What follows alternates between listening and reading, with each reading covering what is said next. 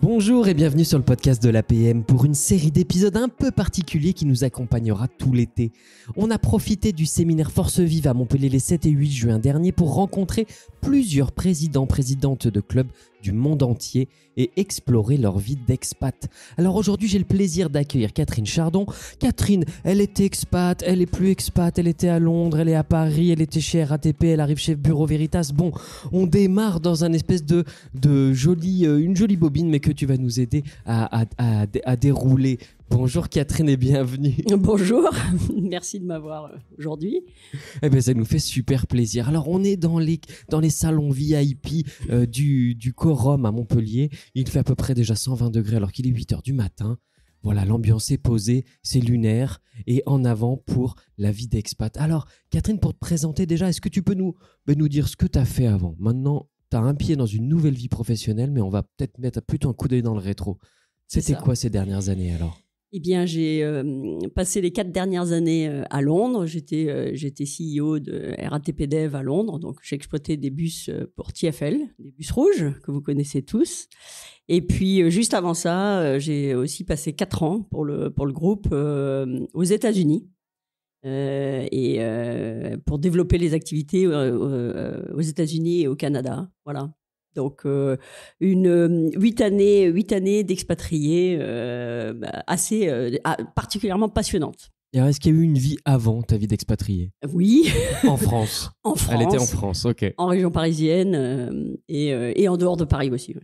Bah alors là, ce qui va nous intéresser, c'est l'APM dans tout ça. Est-ce que déjà, il y a eu une vie avant l'APM ? Depuis combien de temps tu es adhérente ? Alors, je suis adhérente depuis un peu plus de 3 ans. Ok, donc il y a eu une vie avant l'APM. Voilà, il y a eu une vie avant l'APM et il faut savoir que je suis présidente donc depuis 1 an, mais avant Londres, j'ai tenté de créer un club APM avec un animateur potentiel. Et c'était juste avant que je reparte des États-Unis. Dommage parce que je pense qu'on y serait parvenu. À New York alors ? À New York, ouais. Mais en fait, bon, voilà. Alors pourquoi je voulais monter ce club ? Pour que ça pète quand même. Voilà, je suis président du club APM de New York. Non, c'était pas ça. Donc j'étais déjà dans un club d'entrepreneurs. Ok. À New York et j'ai un frère qui est membre d'un club APM en France.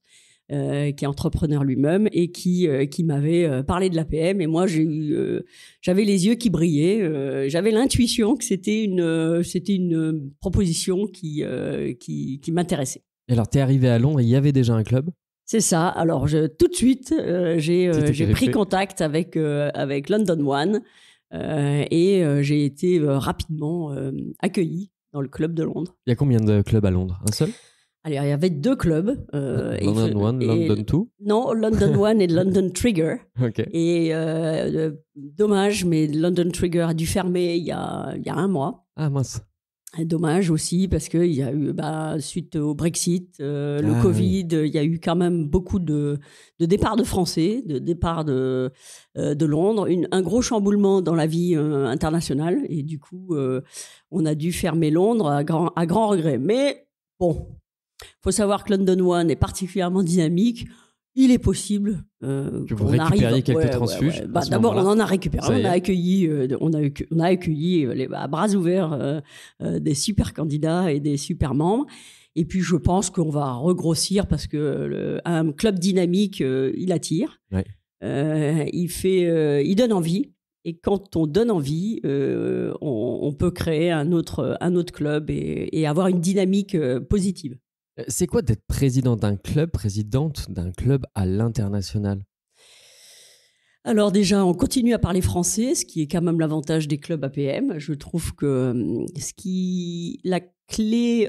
Alors, être présidente, c'est d'abord se soucier de ses membres, travailler avec l'animatrice. Pour le coup, nous, on a une animatrice, c'est Fabienne, qui, pour la dynamique du club, le choix des experts, le choix des thèmes. Moi, un des gros enjeux que je trouve assez intéressant en tant que présidente, c'est de recruter des nouveaux membres, parce qu'il y a toujours ce besoin. Deuxièmement, de prendre en compte les besoins de chacun des membres, parce qu'en fait, on se rend compte que dans un club, il y a des habitudes, de thèmes, etc. Et je pense que c'est important que les nouveaux membres et les membres les plus anciens, parce que notre club va fêter ses 10 ans l'année prochaine. Voilà. Bravo. Donc nous on est super contents. On va fêter pas le jubilé de la reine, mais on Alors, fêtera. Techniquement, tu es la 4e présidente du club. Alors je suis la 3e présidente du club. La 3e, Voilà. ok. 3e présidente, parce qu'en fait... Les 2 autres sont encore dans le club ou pas? Alors, tout à fait. Ouais. Ils sont toujours dans le club, toujours très dynamiques. Flavien, il est même administrateur de l'APM. D'accord. On a un club qui produit des gens importants pour l'APM. D'accord. C'est un peu c'est la draft de l'APM. C'est C'est ça. C'est bien que dans le conseil d'administration, les expats, en fait, les gens à l'étranger puissent être représentés. Alors ça, c'était parce que, en fait, nous, vu de France, bon, on sait que l'APM est international. On sait que c'est un réseau francophone. Mais déjà, tu l'as clarifié. Donc, c'est-à-dire, à l'APM, on parle français. Et parfois, pour les membres, c'est le seul endroit où on parle français, en fait, dans la semaine. Exactement. En fait, d'ailleurs, tous les... Enfin, alors peut-être chez eux, et encore, mais beaucoup de gens, en tout cas à l'étranger, puis à Londres, hein, c'est une ville particulièrement internationale. Oui. Les gens sont 24/7 en anglais, hein, ils travaillent en anglais. Et du coup, l'APM, il faut savoir que, justement, pourquoi l'APM a fait sens à l'étranger. Moi, je pense que ce qui est clé, c'est que en tant que dirigeant, on se retrouve entre pairs et partager dans sa langue maternelle ses soucis, ses enjeux, ses idées. Je pense que ça, c'est important. Et tu le fais pas de la même manière dans une langue étrangère. Eh oui, on se rend pas compte. Ouais. Mais bien sûr. Comment ça se passe évidemment, quand on est dans un club, on a des profils différents. Alors là, toi, tu es expat. Ouais. Tu avais le statut d'expat, mais il n'y a pas que des expats dans un club APM à l'étranger. C'est quoi les autres profils? Alors, les autres profils, ça va être... Et Londres attire énormément de start-upers, hein, de gens qui veulent créer leur boîte, parce qu'il y a une idée que Londres, c'est une ville qui permet plein de choses. Je dirais un peu comme les États-Unis, mais Londres, c'est pas loin. Ça a l'avantage. Mais il y a cette idée que tu peux créer assez facilement un business, et c'est le cas.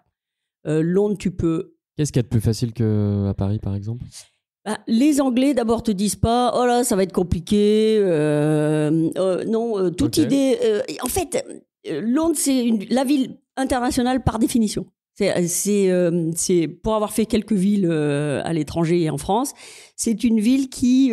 t'arrives, t'as une idée, tu la testes et t'es accueilli, en fait. Ok. Comme il n'y a pas un seul Anglais à Londres, hein, quasiment. Il faut quand même être assez honnête. Il y a peu d'anglais à Londres, d'anglais pure souche. Donc, il y a vraiment une culture tellement internationale. Donc, toute idée nouvelle de produits, de services, les idées sont testées. Il faut savoir que Uber teste sur Londres.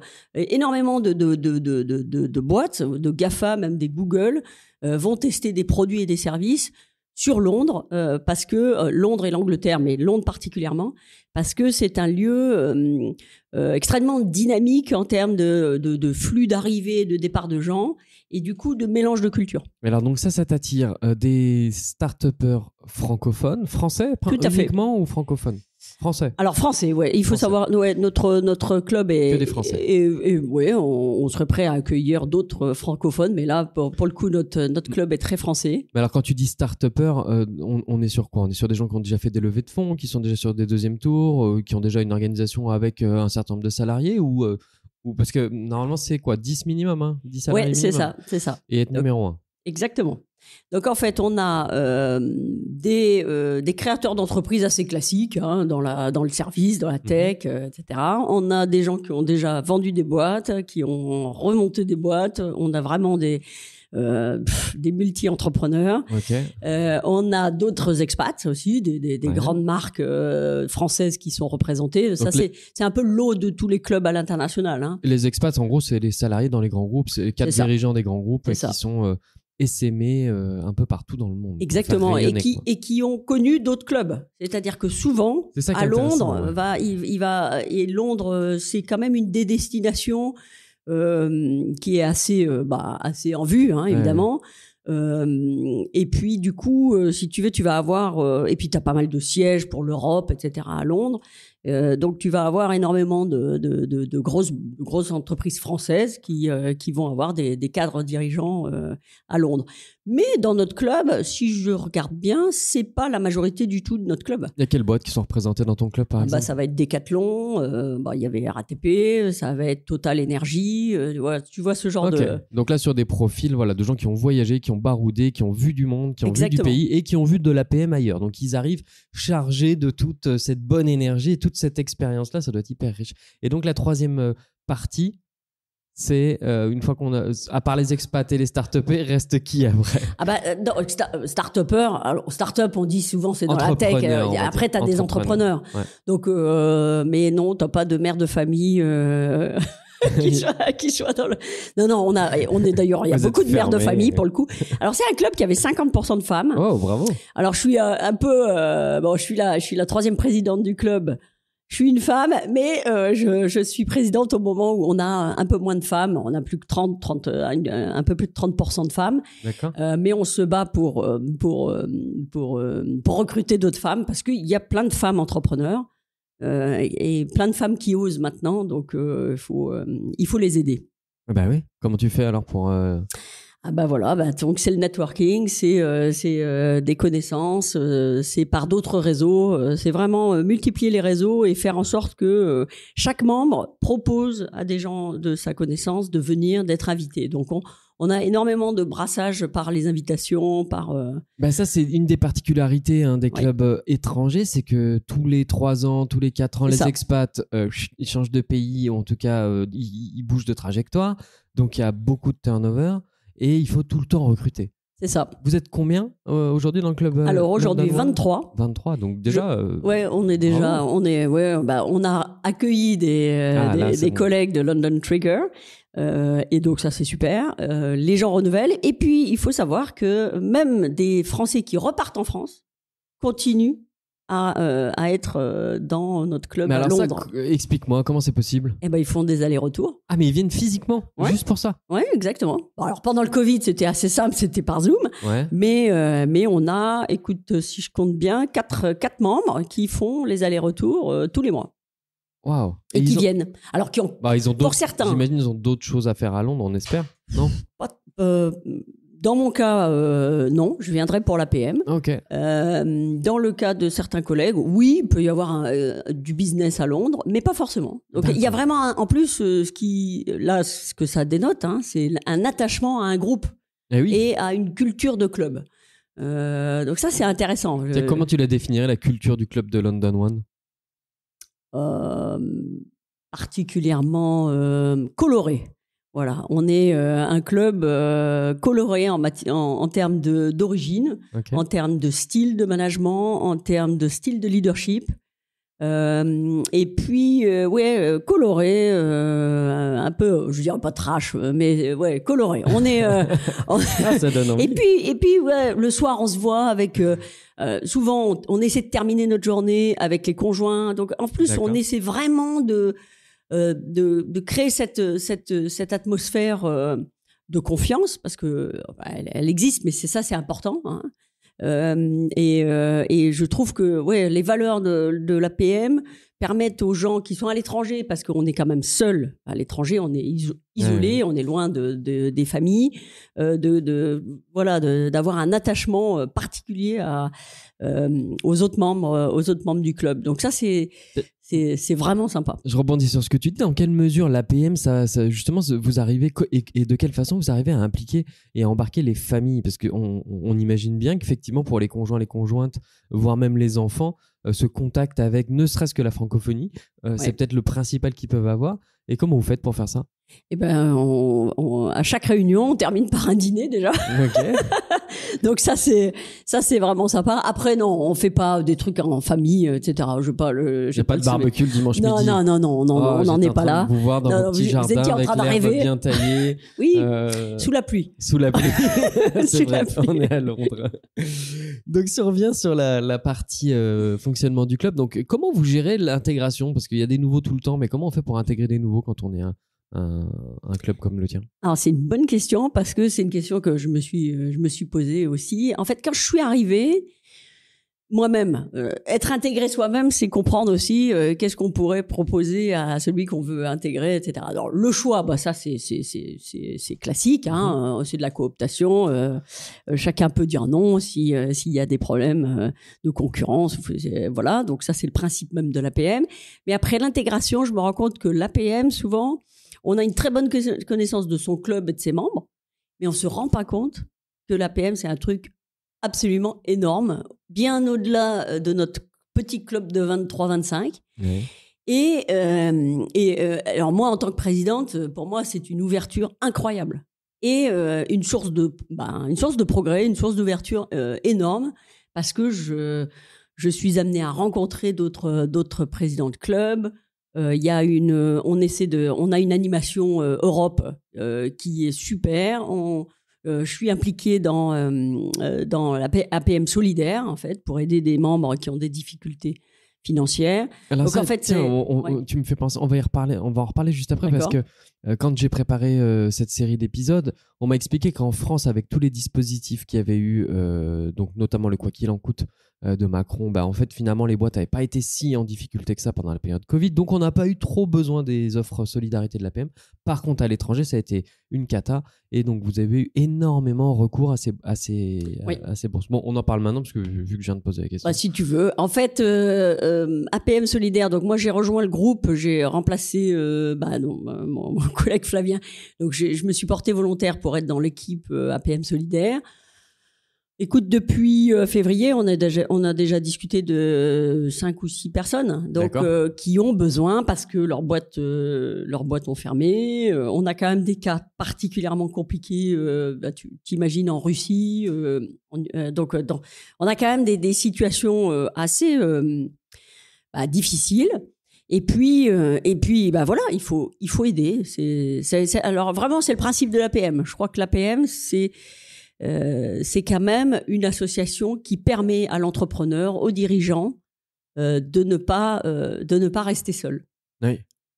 C'est quand même le principe. Donc voilà, donc l'APM solidaire, c'est ça, on se réunit une fois par mois. Donc là, c'est quoi, visio? Tout le monde en visio? Ouais, c'est ça. Alors là, oui, on fait simple parce que c'est quand même pas facile de faire Londres, Milan, Bucarest et je sais pas quoi. Donc si tu veux, oui, il faut on fait un Zoom maintenant. Maintenant, on est vraiment c'est plus un problème. D'ailleurs, on a tellement plaisir à se voir aujourd'hui parce que donc là, on est réunis physiquement à Montpellier, c'est nouveau. Alors moi, je vais même te dire, ça faisait hyper longtemps que j'avais pas enregistré un épisode de l'APM avec quelqu'un en face de moi. Je suis trop content aussi. Ouais. Et alors, donc voilà, donc visio une fois par mois, on a un cas qui est proposé par un animateur ou un président, et on nous expose la situation. Bon, jusqu'à maintenant, on a tenté de trouver une solution pour chacun. Donc pour mémoire, le principe, c'est que si on n'est plus en capacité de payer sa cotisation, il y a un principe de continuité, c'est-à-dire qu'en fait, on offre 5 séances gratuites et puis surtout un accompagnement. C'est-à-dire que moi, je suis en charge d'accompagner certains membres. C'est-à-dire, ça veut dire quoi? C'est les appeler, les écouter, discuter avec eux de leur situation, voir si on peut faire d'autres choses. Parce que assister à des séances, c'est une chose, mais vous savez, quand quelqu'un est en difficulté, ça va bien au-delà de la séance APM. Donc là, le réseau européen se mobilise. C'est ça. Et on est là pour prendre le temps d'écouter, d'écouter quelqu'un qui est en difficulté. Et je crois que c'est... Et puis il peut se confier parce qu'il sait que bien sûr. On garde la confidentialité, voilà, donc ça apprend aussi, ça apprend à écouter nos fragilités et celles des autres membres de l'association. Je crois que c'est aussi ça, être capable d'être un bon leader. Et alors tu l'as dit, dans le réseau européen, il y avait 2 clubs, ou il y a 2 clubs à Moscou? Alors oui. Et alors justement, je sais pas quelle est la situation de ces clubs. C'est particulièrement, c'est assez. On a essayé de monter une opération avec le club en Pologne pour acheminer des dons Et notamment, il y a quelqu'un en Ukraine, ou dans les pays en fait qui accueillent les Ukrainiens, parce qu'en fait le souci c'est pas forcément le souci c'est évidemment l'Ukraine, puisqu'il y a 5 millions de déplacés, je crois, mais ce qu'il faut aider, c'est les pays qui sont voisins comme la Pologne et qui ont besoin de matériel simple. Alors, il ne faut pas envoyer vos vieilles chaussures et vos vieux pulls, parce que là, je pense qu'il ne faut vraiment pas les prendre pour des pays du tiers-monde. Le sujet, c'est d'envoyer des moyens. Et donc, on a créé un groupe autour d'un collègue de Pologne pour justement essayer de trouver une solution pour acheminer des dons ou du matériel vraiment nécessaire. Voilà. Et là, dans ces cas-là, quelle est la place de la maison de l'APM, parce que l'institution, je veux dire, parce que c'est une des particularités, c'est qu'on a à la fois des choses qui sont très organisées par l'institution, et puis on voit plein et de plus en plus d'initiatives prises par des adhérents, des membres, des présidents, via des groupes WhatsApp, via plein d'outils. Là, en l'occurrence, dans ces prises d'initiatives-là, elle est où la maison de l'APM ? Alors, de toute façon, elle est représentée par Sophie. Parce que Sophie, c'est notre référente et elle est là, elle coordonne, elle assure. Donc pour moi, c'est la maison de l'APM. Ouais, bien sûr. Donc forcément, s'il y a des besoins particuliers, Sophie, elle peut solliciter. Donc là particulièrement, je trouve que c'est là que cette dynamique, elle fait sens. Et puis Sophie s'assure aussi. Moi, je trouve que ça c'est bien, parce qu'on a quand même souffert du Covid. C'est pas vu, on n'a pas pu faire tellement d'interrégional. On avait prévu une interrégionale qu'on a annulée. Notamment pour ces raisons-là, parce que ça posait des questions à cause de la aussi, guerre. Ouais. Bah oui, puis ça pose d'autres questions d'ordre un peu moral, même de qu'est-ce qu'on fait, quelle est la position à tenir. Quand on voit comment certaines marques françaises se sont fait démonter parce qu'ils n'ont pas fermé leur magasin en Russie, et toutes les questions morales que ça a posées, on imagine que il y a plein de sujets là qui sont un petit peu compliqués. La morale, c'est un truc compliqué dans cette histoire, hein, donc mais ouais, on voulait faire justement à Chypre, en se disant c'est un endroit qui permettait à chacun de faire un voyage en avion tout en ayant un vaccin, parce qu'en fait tout le monde n'a pas les mêmes vaccins. Il y a en plus la logistique. Il y avait eu l'histoire des vaccins, etc. Mais bon, là clairement nos amis russes ne peuvent pas venir. De toute façon, c'est compliqué. En Russie, ils ont fermé. Il y a quasiment tout le monde est reparti. Hein. C'est très. Oui, ok. C'est dramatique là. Hein. Oui. Sauf ceux qui vivent là-bas. Voilà. Donc, écoutez, voilà, c'est situation compliquée. On est solidaire. On peut pas tout régler de toute façon, et on fait à notre échelle ce qui est possible de faire. Mais là, clairement, en tant que je dirais citoyen du monde aussi. Mais l'APM, si tu veux, te permet d'avoir le réseau, te permet d'avoir les contacts, et puis c'est un lieu dans lequel finalement l'information va circuler. Oui, c'est ça. C'est important. Lieu. Bah oui, et tu fais confiance. Moi, envoyer de l'argent, tu vois, il y a plein de sollicitations, par exemple pour aider les réfugiés. Si ça passe par le réseau APM, toi, tu as privilégié ça. Ah bah oui, clairement. Pour moi, c'est une garantie de qualité. C'est une garantie que ça va arriver pour les réfugiés. Eh oui, je comprends.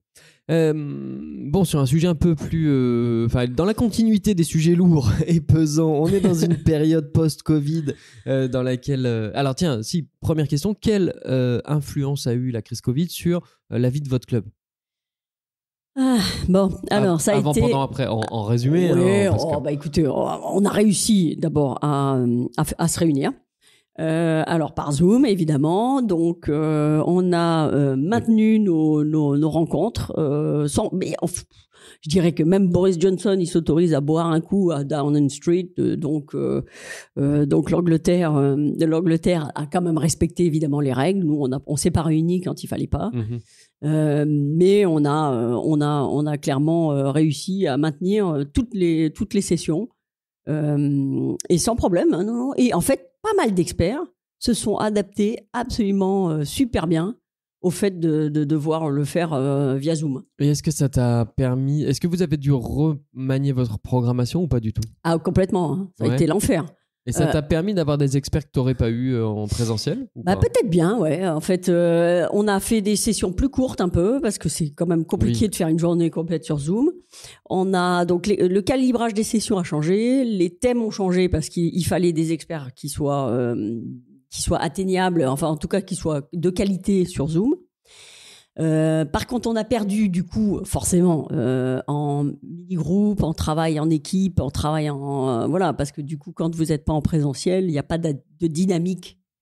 Au moment de la session, il n'y a pas d'éléments, on peut pas partager tellement, en tout cas pas aussi facilement. Donc oui, on a du coup fait pas mal de géopolitique, pas mal de well-being.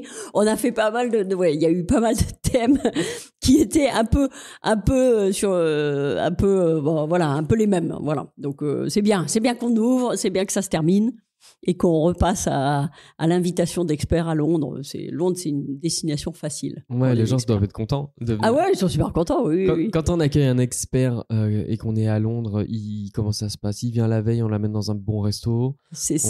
Alors c'est ça, souvent ils arrivent la veille, on n'a pas toujours le bon resto parce que ça dépend de l'heure à laquelle ils arrivent. Et puis très rapidement...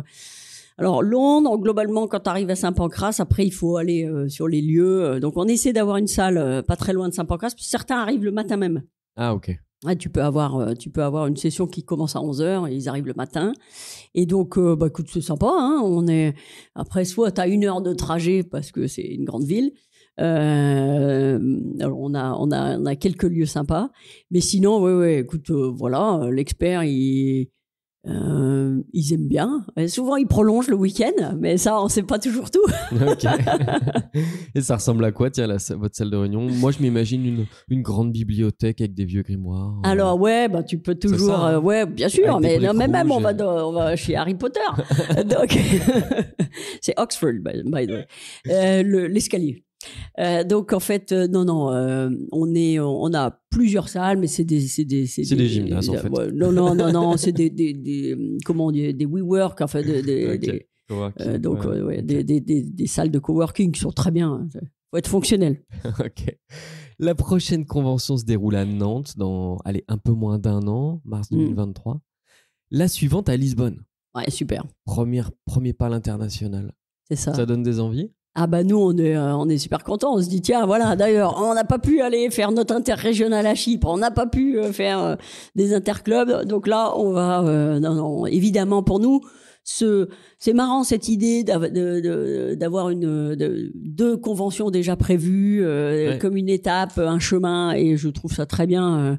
Le bateau, enfin on prend le large, et c'est le large vers le monde en fait, parce que en fait c'est assez symbolique, même s'il n'y a pas tant de clubs que ça à l'étranger. Je trouve que la symbolique de faire sortir finalement les Français de leurs frontières. Moi qui vais revenir en France, je vais être super contente de repartir à Lisbonne parce que voilà, je trouve que c'est très symbolique. Voilà, c'est un symbole important pour l'APM. C'est un symbole, c'est le signe d'une ouverture. Et voilà, d'un changement. Je trouve que là pour le coup, l'APM prend un virage intéressant. Je trouve même ne s'excuse. Voilà, les gestes sont importants. Catherine, un grand merci pour cet échange. Une dernière question avant qu'on se quitte. Quel message voudrais-tu passer aux entrepreneurs qui se posent la question là de passer le pas international ? Allez, pourquoi pas au début, au milieu de leur carrière, même à la fin, tiens. Non, n'hésitez pas, c'est absolument génial. Moi, 8 ans à l'étranger, ça a été un tournant pour ma vie professionnelle et un tournant pour la vie de la famille aussi. Donc, entreprenez à l'étranger. Il y a vraiment... et en plus, c'est génial, il y a des clubs APM à peu près partout. Donc, vous n'êtes jamais seul. Et vous avez des opportunités géniales. Super. Merci, et méfiez-vous de London One parce qu'une fois qu'on y a mis les pieds, on n'en repart plus. Jamais. Merci Catherine, à très bientôt. Au revoir, merci.